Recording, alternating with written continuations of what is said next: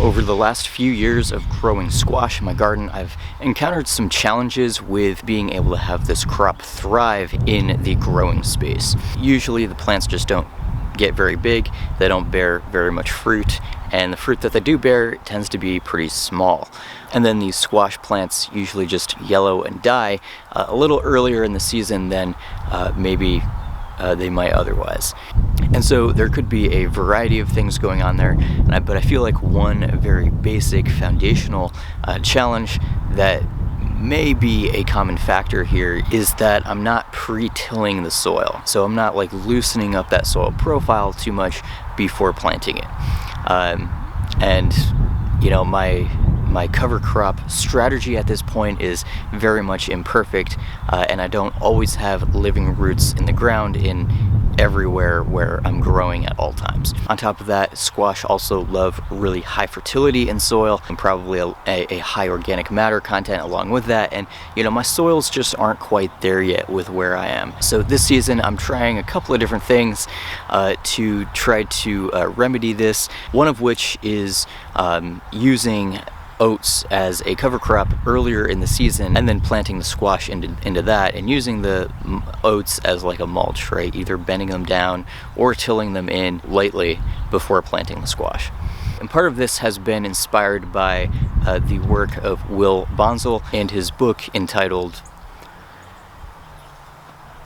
In general, this book is a fantastic read and I highly recommend it. If you want to improve your skills at gardening, and Will Bonsall offers that, and he offers such a fresh and new perspective on growing plants. Alright, so at this point we're going to head out into the garden. I'm going to show you what I'm talking about with this planting this oat cover crop. Alright, so on this dreary and cloudy morning, I'm going to be sowing a cover crop here. These are oats. I'm going to be sowing it in this bed. But now that I'm out here, I'm realizing that I might actually have to take out this this winter cover of the detritus and corn cobs that have blown in from a neighboring farm. Prune some of last year's growth back and stuff. But this is where I want to grow the squash later on this year, so I'll be planting that in the later in the spring, like mid-May, because that's a warm weather crop. But in order to prep this area, since I didn't get like a winter crop of like, you know, rye or peas or anything like that, right, I want to plant some oats so we can get more living roots in the soil earlier in the season, and that way the soil can be at a higher functioning level. And then what I may do is physically terminate the oats right before planting the squash, and then use that oat straw and stuff as a bit of a mulch. So this is early spring right now, so we haven't had a whole lot of frosts lately, and when the oats are really young, seedlings, they are a lot more resilient to colder temperatures than when they're older, right? So pretty much this is as soon as the soil can be worked, right? There's no like permafrost or whatever. All that has pretty much thawed away. So now I'm out here as early as I can planting this cover crop, so that this cover crop can grow as much as it can before I plant the squash here.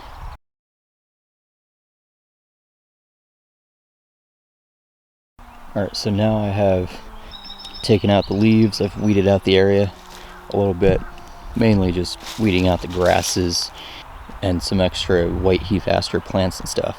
You know, I didn't weed everything out, left a few dandelions, some primrose, evening primrose, native plant. And of course I'll use some of the dandelions for food and stuff, but if I have too many dandelions or anything like that, I can always take them out later. So anyway, I kind of used a rake over there to help kind of even out this bed a little bit. And now I'm going to go ahead and add that oat seed. And you know, this oat seed is a few years old, so I'm going to add it kind of densely to kind of, you know, see how the germination takes. And I'm just going to go ahead and broadcast this seed pretty densely, and then I'll rake it in and tamp it down to kind of help deter some birds from consuming the seeds. And then we should get some rain either tonight or tomorrow, and that'll help to give this these seeds a boost to germinate as quickly as possible, so they don't get eaten before they're able to grow.